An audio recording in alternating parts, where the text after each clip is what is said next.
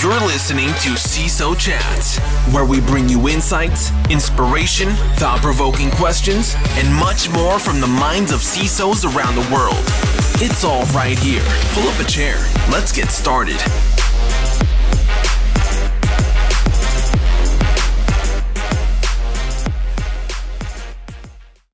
Hello and welcome to CISO Chats. I'm your host, Alona Stern, and our guest today is Dr. Margaret Cunningham.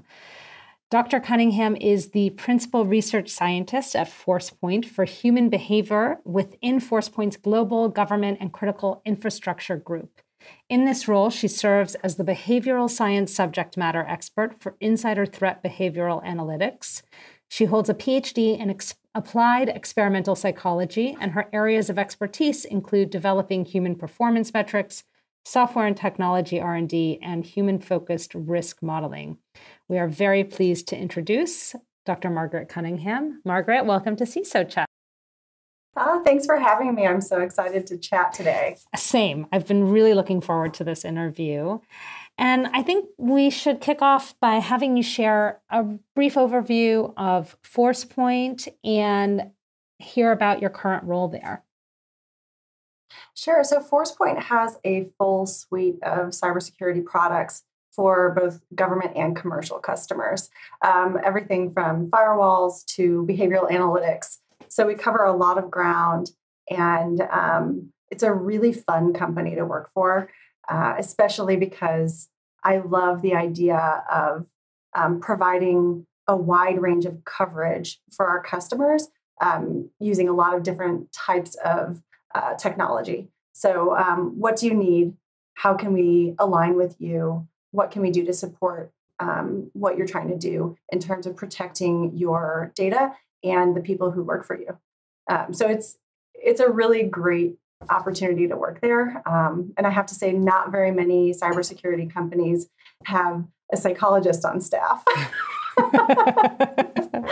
So, it's been a little bit of a journey. And, once upon a time, I worked in human factors in healthcare. And after that, I supported Homeland Security, Human Systems Integration Branch. And so I've seen a lot of different types of human and technology interacting from, multiple different domains. So I read that September is National Insider Threat Awareness Month. What kinds of things do we need to be aware of? And how often is it that we're seeing insider threats actually being talked about? It's time to sort of shift the conversation on insider threat.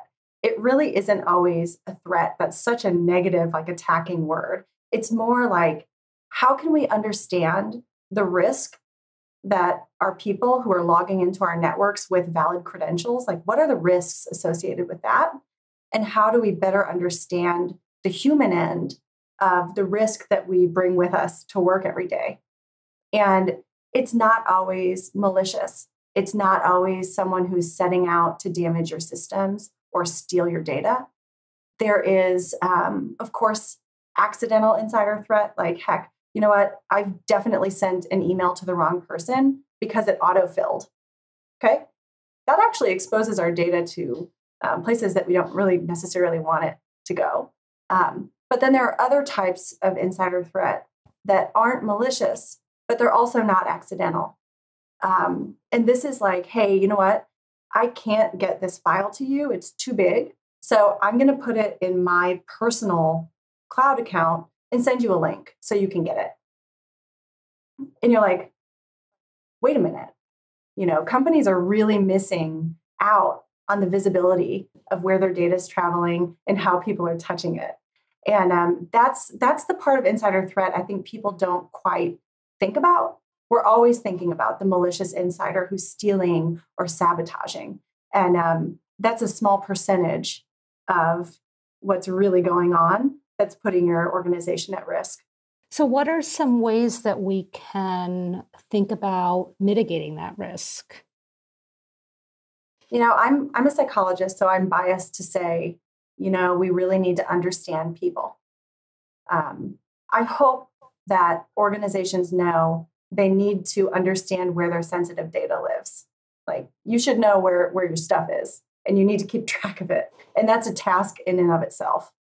But if you're not paying attention to how people are working and the types of things people are doing with their corporate laptops, really, you're missing half the picture.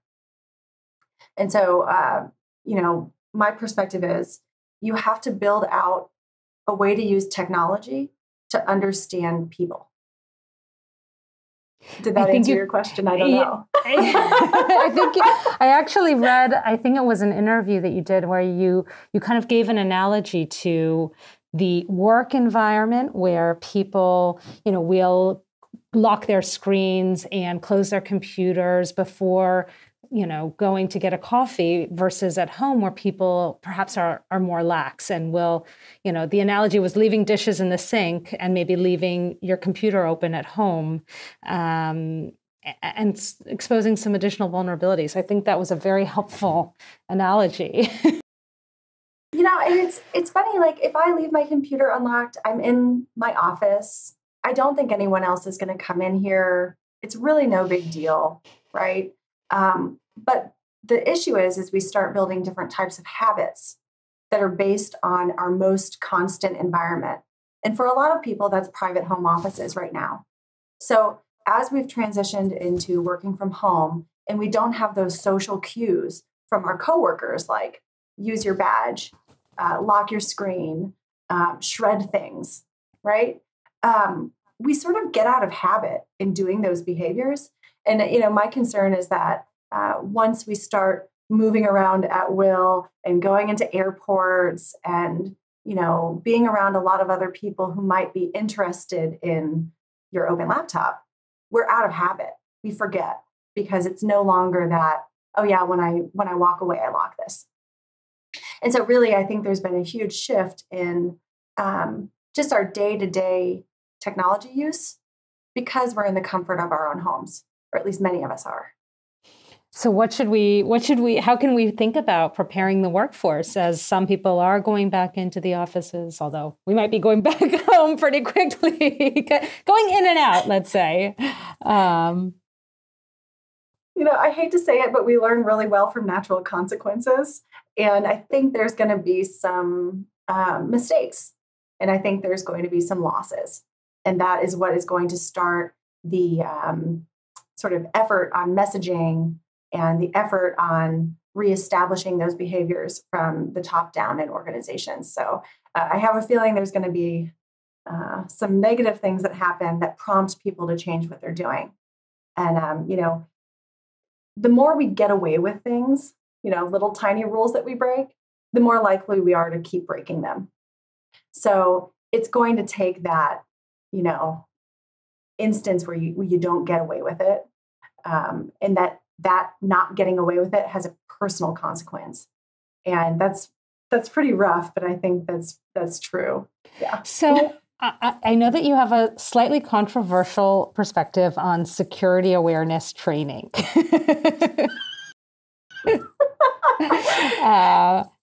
It doesn't work.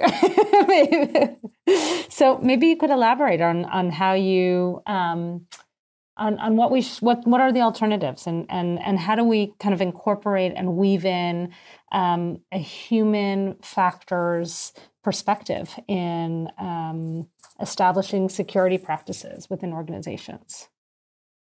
Yeah, so there's some training that's better than others. So there's, the annual compliance training where you're reading your email and letting some video go and then clicking through the answers. That is probably the worst, but maybe the most common type of security awareness training that we're getting. And then you've got funny videos. And then you have some that are a little bit more mature where the awareness training is kind of targeted for people who are in need of certain types of understanding or different things. But, even if you get a 70% improvement in security behaviors, like passwords or, not emailing things, and you have fewer clicks on phishing emails, it's not good enough to protect your company from that. because it only takes one, right?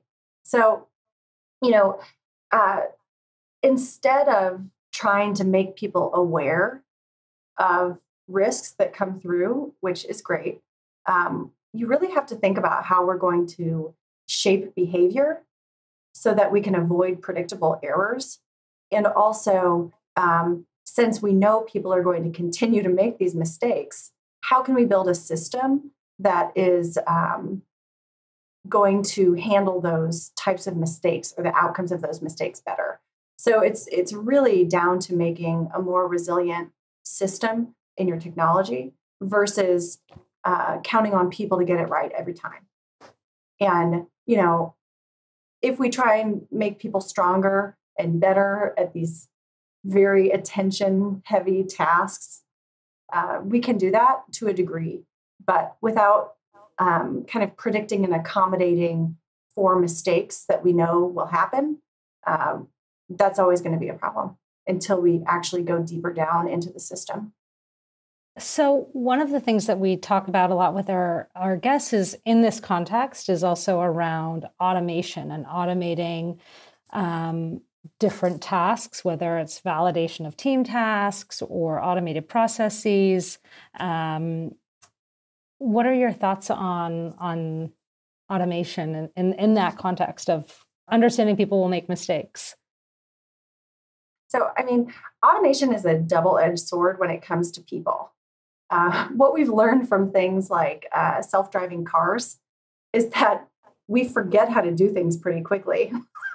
So when you automate a lot, our skills get rustier. So, it's wonderful because it takes the burden off the person, but it's also kind of terrible because we forget how to drive the car, right? We forget what to pay attention to. And it's hard for us to sort of ramp up and go, oh yeah, I forgot. That's something that I should be good at by now, but something else has been doing it for me for 5 months, so I'm rusty. And it's such a huge challenge because we're balancing that need to support cognitive limitations and performance limitations using automation, and that's amazing. But when we take that responsibility away from people, we also get rusty. I'm not giving you any very good clear-cut answers on this. I'm like, well, it's very difficult. No, but and that's why we have to continue talking about it, because there are ways to supplement people and there are ways to help build resilient systems. But if you're only thinking about it from the technology end, you're missing it. If you're only thinking about it from the human end, you're missing it. So, I'm a big fan of interdisciplinary problem solving. I think that absolutely is really ultimately the best way to see success. Maybe you could give us an example of how you see this kind of integrated, either within Forcepoint or within another company that you've worked with or consulted with. So give me a problem and then I'll see if I can fix it. Great. So I was like, I don't know. There's a lot of different things we could talk about. I'll get you going for too long. Well, I guess in the context of kind of building resilient systems, and we could take even insider threats as an example, and I guess any really specific pieces of advice that or things that you found that have worked for you guys. Yeah, and so a lot of times when we say insider threat, we think about the malicious, as I mentioned, but it's very challenging for one solution to meet every organization's insider threat needs. Okay, so like a financial institution is going to have different needs than a government institution. And so what we try and do is create flexibility in how we understand people and how we understand data. We have to come up with an understanding of how we build different types of indicators. So like maybe some company is very interested in, your travel history. Okay, that's great. there's a reason to know that for certain use cases. But you have to have the data to support it. And so in terms of trying to build out these sort of flexible and adaptive understanding of human behavior and what people come with, we have to have a very strong capability in collecting and detecting, and then a very strong ability to analyze the data that we get. And the reason why I'm linking that to a resilient system is because understanding is everything, controlling is nothing. So by creating the data and analytics capabilities to understand people, you're also understanding rules that they're breaking, mistakes that they're making. And if it comes to it, you can also identify that malicious actor. Okay. And if you don't have those capabilities built out, and you're basing all of your understanding of how people are using technology, how people are, touching data on like a rigid policy set, you're actually creating like rigidity in your solution and how you protect. That's how I see it. No, that's fantastic. And I think when I was kind of preparing for this, I started to think about asking you how you think about balancing that line between monitoring employees and how much transparency you share around monitoring employees versus ensuring that employees don't feel like they're living in a Big Brother environment at work and have autonomy and some levels of freedom in their work, and how you kind of balance that. Yeah, I think there's a lot of misunderstanding in what things like a user activity monitoring can do, right? Sure, it can, collect your email. It can see when you log on, but it's not meant to collect on your personal devices or on your personal accounts. And that's really up to each organization to set those boundaries and to communicate and be transparent about the boundaries. And I don't know if you've logged onto a computer and says, this computer is owned by your organization. Things that you do on this computer are kind of open for your organization to see. And I know that people don't take that to heart, and maybe they should, because, I probably shouldn't spend, tons and tons of time doing personal stuff all day during the workday. But that said, people do it. And I think that we should say we are aware that people do this within reason. And there is such a thing as setting a threshold on too much. And there's such a thing as communicating what that threshold is, if you want to. The other end of it is when you can actually get a broad collection from a whole organization, you don't have to look into it as closely because you can understand group behavior versus individual behavior. And you can analyze using anonymized data sets versus saying, Margaret sent chats on LinkedIn for 7 hours, right? So when you make plans to use this type of technology, you have to involve more than IT, more than your security team.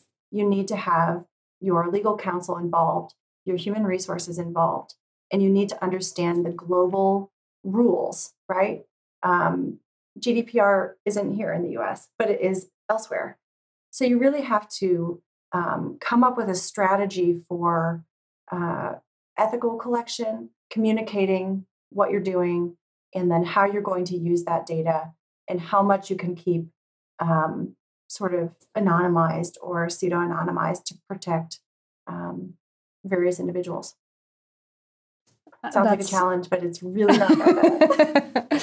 Well, I mean, I love the idea, again, of that interdisciplinary team that you're bringing together, right? And that security doesn't just fall under IT or under cyber, that it's really a collective effort. And, I think you've even mentioned before sort of bringing in, if there's a user experience team, bringing them in and having them involved as part of that process as well. Yeah, I don't see people and technology as separate anymore.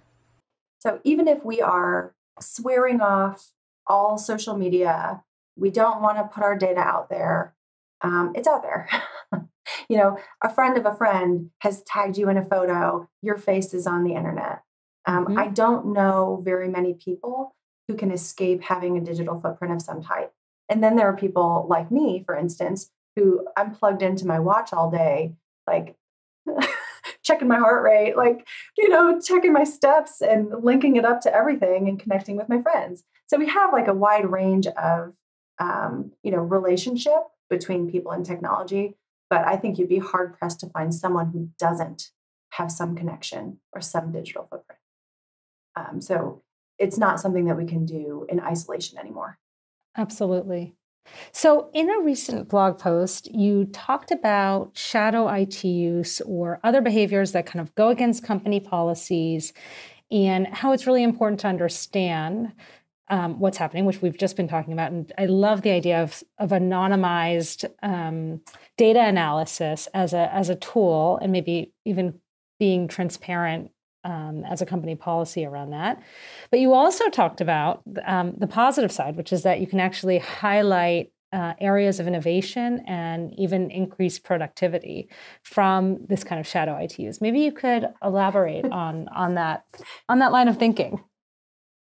Yes, I have like a funny way of bucketing insider threat, and it's really like conversational and fun. So I call them the slackers, who are just making mistakes, browsing the web, the go-getters, who are like your prime, awesome, A+ people, and then your evildoers, who are just the bad guys. So if we talk about these go-getters, these are people who want to get their job done.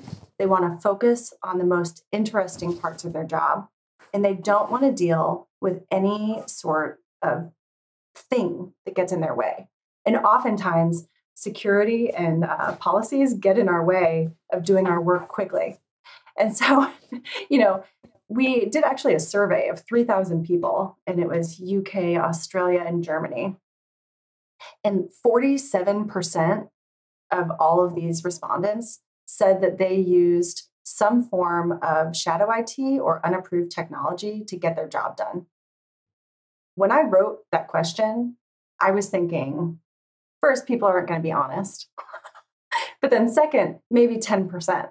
When we hit close to 50% of people who are taking corporate assets and moving them around using unapproved technology, I thought, wow, this really blows the person who quit and took 10 files out of the water, right? Because this is pervasive.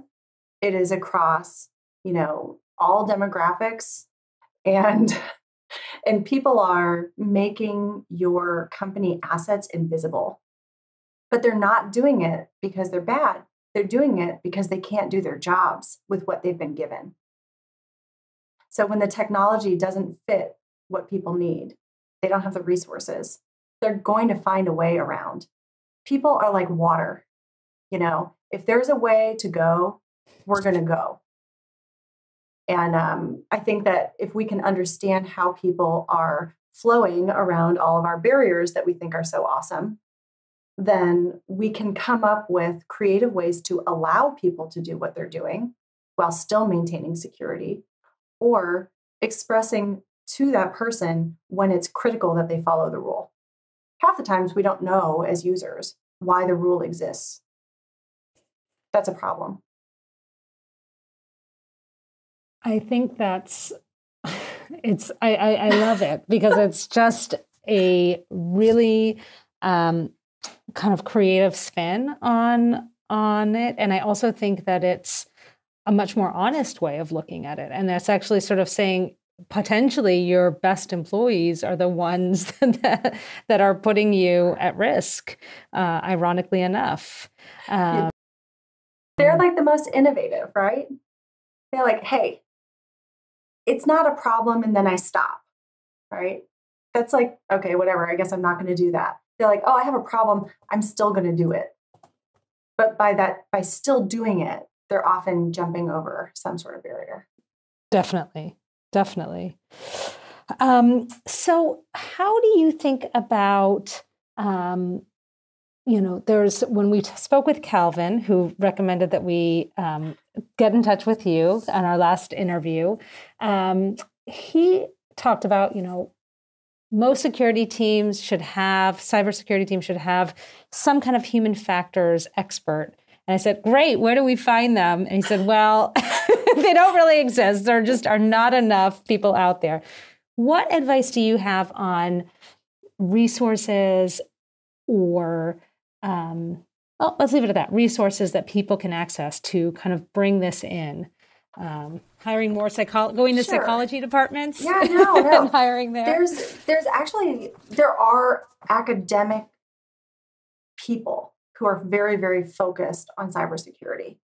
There is the Human Factors and Ergonomics Society has a cybersecurity technical group, and you'll find a lot of very smart people from Carnegie Mellon and Arizona State, and they all talk about cybersecurity in little pieces. There are people who have a focus on the usability of configuring security settings. There are people who focus on training. There are people who focus on data visualization. But it's very much an academic effort to some degree. And I think one of the biggest challenges is both on the human factors professional end as well as on the industry side. So academics can sometimes forget how to communicate doable things to the rest of the world. They're like, here's a bunch of knowledge, please use it. And everyone in business is like, that takes a lot of time and I don't know if I can sell it. And so it just goes into the bin. But there are people and there are resources for learning about both cybersecurity if you're a psychologist and learning about human factors if you're a cybersecurity person. But it does take effort. I kind of fell into this because I had an interest in understanding how to represent risk and threat. And I had another interest in situational awareness. And that's a huge thing. Like, how do we understand what's going on on our networks at any one given moment in time? How do we communicate that? How do we act on that? And that's very much decision-making and human factors problem that I just saw living in the cybersecurity community, and that there were ways to work on it even from a software end, right? So it's an interesting field. I think for organizations who are either building cybersecurity software or organizations that have a strong security culture, they shouldn't be afraid to bring in someone who doesn't necessarily have experience in cybersecurity, but who does have experience in applying techniques or different types of expertise in a domain with similar problems. I think that's really interesting, and it makes me kind of want to say, hey, this podcast should be kind of reaching out to people across a multitude of fields that aren't necessarily coming from that very technical cyber background. And there's actually really interesting opportunities. I mean, really, like when I started, I didn't understand what all the products did. I was like, okay, DLP, fine, I can learn about that. I can learn about a firewall. I can learn about collectors. But I see it from my perspective, and it's a different perspective. And I think that we should be welcoming people into our field to take a look at these legacy products and legacy strategies with a new perspective. Do you think that human error is the largest threat to cybersecurity today? No. Actually, I don't think people are the weakest link. So I think that people are ultimately one of the things that keeps it going. I think that people are protective and resilient. And I think that they are dealing with uncertainty and ambiguity in this field in a way that technology can't do right now. Like technology can't make sense of all this stuff. So really, people are mostly protective. Of course, we have our vulnerabilities and our weaknesses, and we make mistakes, and sometimes the impact of that is huge. But if you actually took the time to explore and measure all of the good things that people are doing, I would say that we are a very flexible, very protective factor for technology and computing in general. So what do you think is the biggest, what are the biggest threats to cybersecurity today? I think that we're using technology to do things that it's bad at in some instances. Like it probably shouldn't be the decider. And I think that it's not the person that's the weak spot, and it's not the technology that is the weak spot. It's sort of that interaction piece and how we're communicating. So, I can sit here and understand what I'm looking at, and technology can provide insight. But if we can't actually make meaning out of it and communicate what's going on, that's actually the failure. And I actually think that we should be encouraging highly technical people to learn how to communicate what they're doing and what they're finding in ways that, an eighth grader could understand. I think you've actually taken a lot of steps towards that, even in the language you use to describe some of the threats that are emerging. So I think we've talked a little bit before we started recording around teeny rules, right? And kind of how like these breaking of these teeny rules can kind of lead to a big catastrophe. And I think just even sort of that language can be a real tool towards getting everyone on the same page. Yeah. And, you also have to, I understand, I'm never going to be a software architect. I'm not going to do that job. Mm-hmm. Right. So I can learn about it. I can, sit in on meetings. I can sort of become conversational on it. But I have to trust the other experts that I work with. And when it comes to psychology, a lot of people are like, well, I'm a person. I understand psychology. I understand how people think. I know why I make mistakes. But really, you understand it the same way I understand software architecture. So you have to find an expert who can really go that deeper level. And then you need to trust that expert, right? It's not, no one can know everything. And if we're not saying, heck, I don't know, please help me sometimes, that's another problem. And so, I think people take psychology for granted because we're people. But there is a lot of strong scientific discipline behind how we understand cognition, behavior, perception that, your average software developer might not know. How have you, yes, my answer is yes. And I want to follow up and ask, how have you been able to kind of establish that level of credibility and trust coming from a different background? I'm annoying and I'm persistent. And I love to tell people when I don't understand something, and I ask a lot of questions. And my entire goal on every project that I work on is making sure the people I've worked with feel like I've offered something of value, whether it's feedback, whether it is a new direction, whether it's me setting an objective that, hey, if you want to know this about people, please build this detection this way. And they go, oh, that makes sense. And we do it together. But it's very much relationship building and patience. So, some teams get it and some teams don't, and that's fine. I know, I get it.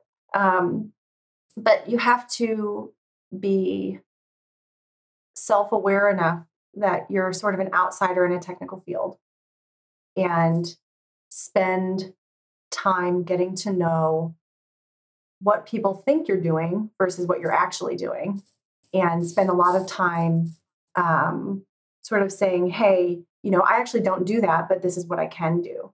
And then people sort of it starts to click. And then people say, oh, I forgot you're really good at that. Let me help us with this. But it's almost like personal branding / being willing to do things instead of just saying things, which is, I also offer for people who hate writing or people who hate trying to communicate what they're doing. Like, I learn from what they're doing, so I help them craft their message sometimes. It's a journey. It can be tough, but it's totally worthwhile. It sounds like you're having tremendous impact both at Forcepoint and I think with your writing kind of beyond to the greater cyber community and really highlighting the importance of this emerging field. I'm like obsessed with it. It also helps if you're obsessed with it, right? So like, right. You could say like, well, this is my job. I'm like, no, this is my passion, right? Like, I'm sitting here thinking, look at all these customers I have. Look at their problems. And if I can help them with those problems, I'm doing something pretty special for, people who work in industries that impact all of us, right? We have like power and telecom and government. And like, if I can help them protect their organization, it's sort of a service. And I see it like that. And I think that's how I maintain my energy level for this.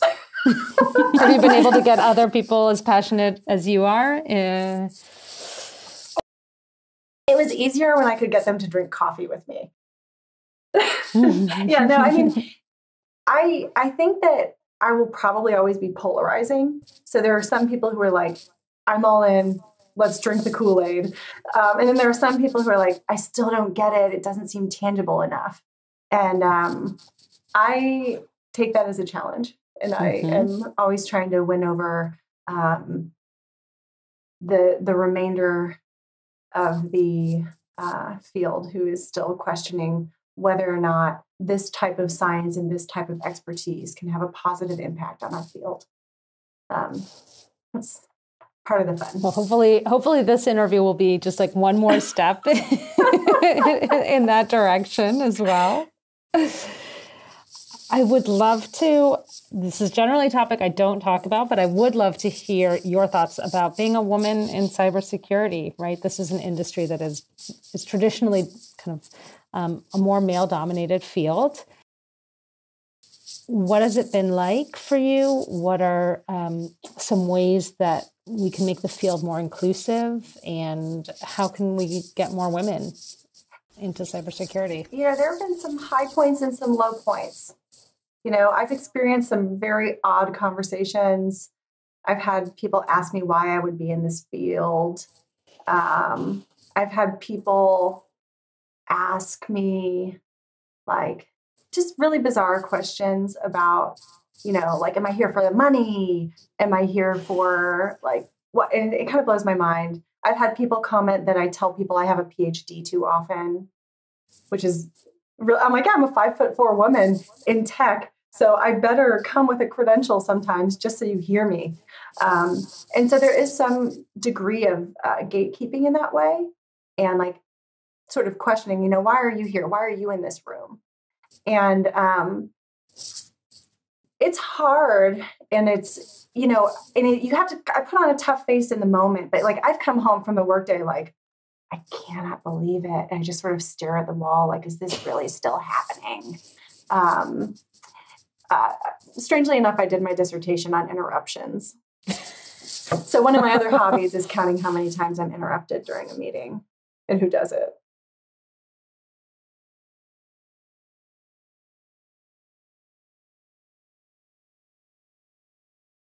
And it's funny because it's good to stay in the room no matter what. And that's what I'm doing. I'm going to stay in the room and I'm going to keep taking up space and I'm going to be loud and I'm probably a little assertive. But that's where I belong to help make this transition. And, you may be a male in the field or a guy who's been working with a team of all men for your entire career, and you may not have even noticed it. Like, it just didn't even cross your mind because it's such a familiar thing. And if you are on that team, and that's the team you've always been on, like, think about that for a second. Because I guarantee if a woman joins your team, they're going to notice. And there are going to be things that are not so friendly for the woman who joins that team that has always been all men. It's a reality. That said, I've had some absolutely fantastic allies and some people who are quick to say, pardon me, Margaret was talking, or you build these people who you know you can count on, and you bring them with you when you can. And, I also think there's a degree of forgiveness that has to go on with this, because if I went into a room and was insulted or something bad happened, I'm probably still going to have to work with those people. So, I want them to change their view or change what they think a team looks like. So my goal then is to come up with a strategy to get there. And the only bad thing about that is the burden is still on me. The burden is not on them. But I do think that there are people who are starting to share the burden and people who are advocating for diversifying this field. And it's coming. Well, as a woman, also, hosting a cybersecurity podcast, thank you also for really, spearheading and continuing to fight this fight. And I think that, going back to this point of interdisciplinary, I think bringing different perspectives, and whether that's gender or background, educational background, I think those all contribute to more innovation and more interesting ideas for solutions. Yeah. I mean, I'll say my safest spot in tech has always been R&D. Always. It's always people who are creating, and it's always people who are trying to think about a new way to do something. And I find that if you are out there looking for a way in, and you're kind of a weirdo, right? Like, I was kind of a weirdo. Find someone who's working on the problems that you're interested in solving and talk to them. They're excited that you know that they're alive. They're like, what, you read my paper? You read my thing? You saw my idea? And, go for it. And also just, it tends to be sort of the welcoming space.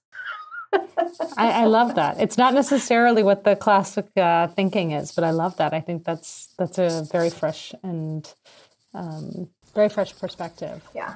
I mean, I would say reading, critical, talking to people, critical, and deciding what you can do. What can you do? What can you offer that isn't a critique of somebody else's work? It's genuinely something you've created and offer. So one of the usual closing questions that we ask is around what the most important security trends our listeners should be aware of moving forward. What should we have top of mind and start planning for and thinking about now? I'd love to hear your thoughts on that. Yeah, so I mean, since I'm sitting on the government side right now, we hear zero trust all day. All day.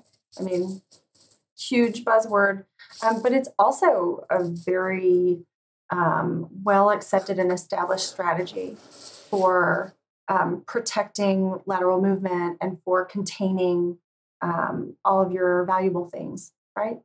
But I think we have to go beyond the technical architecture supporting something like Zero Trust and think about how we're using behavioral analytics, because of course, this is my love, to provide things like continuous authentication and to understand how trustworthy a person is at any given point while they're accessing your assets. And so I surprisingly kind of love Zero Trust, but I also think that there's an and then what that needs to be added that encompasses the human part. Margaret, this has been fantastic. So first of all, I'd just like to thank you so much. I think this has been bringing a very unique perspective on cybersecurity and what we should be thinking about. Where can our listeners kind of read more about what you're doing and your thoughts on this? Sure. I have a Forcepoint blog. So if you Google Margaret Cunningham Forcepoint blog, you will find it. I have a few things on security awareness behaviors, the tiny crimes research that's really fun. And I'll actually be writing a prediction for 2022 that talks a little bit more about behavioral analytics and how it is going to be a driver for innovation in the cybersecurity space. So keep an eye out for that one. It should be, I want to say, October or November. Excellent. Well, we'll include that in the show notes.